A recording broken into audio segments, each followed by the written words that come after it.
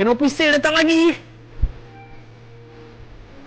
Ya betul, MyEli akan mengadakan Canopy Sale sempena Ramadan dan juga Hari Raya. So guys, Raya dah nak dekat. Korang yang mana nak tukar peti sejuk baru ataupun peralatan rumah yang baru, korang boleh datang ke MyEli punya Canopy Sale. Korang boleh dapatkan barangan home appliance, kitchen appliance dan juga smart home appliance dengan harga yang sangat murah waktu Canopy Sale nanti guys. TV daripada saiz kecil 32 inci sampailah sebesar 86 inci, korang boleh dapatkan waktu Canopy Sale nanti guys. Harga memang harga sangat-sangat special untuk TV.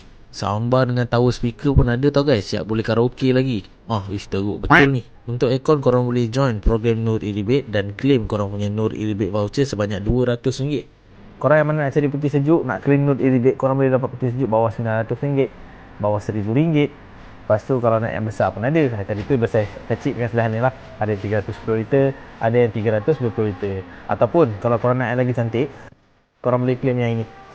Yang ni Hisense 420 liter. Yang ni pun boleh claim Nur E-Rebate juga. Janji dia 5 star inverter. Okay? Korang yang tinggal di sekitar Lembah Kelang, jangan lepaskan peluang ni. Datang kita punya Ramadan dan Raya Canopy Sales ni di MyEli Taman Desa. Kedai kita betul-betul bersebelahan dengan KMI Medical Center. So guys, Ramadan dan Raya Canopy Sales ni akan berjalan pada 8 hari bulan sehingga 23 hari bulan Mac. Kedai buka pukul 10.30 pagi sehingga jam 9 malam. Korang datang beramai-ramai di MyEli Taman Desa. Jumpa korang Sabtu ni guys.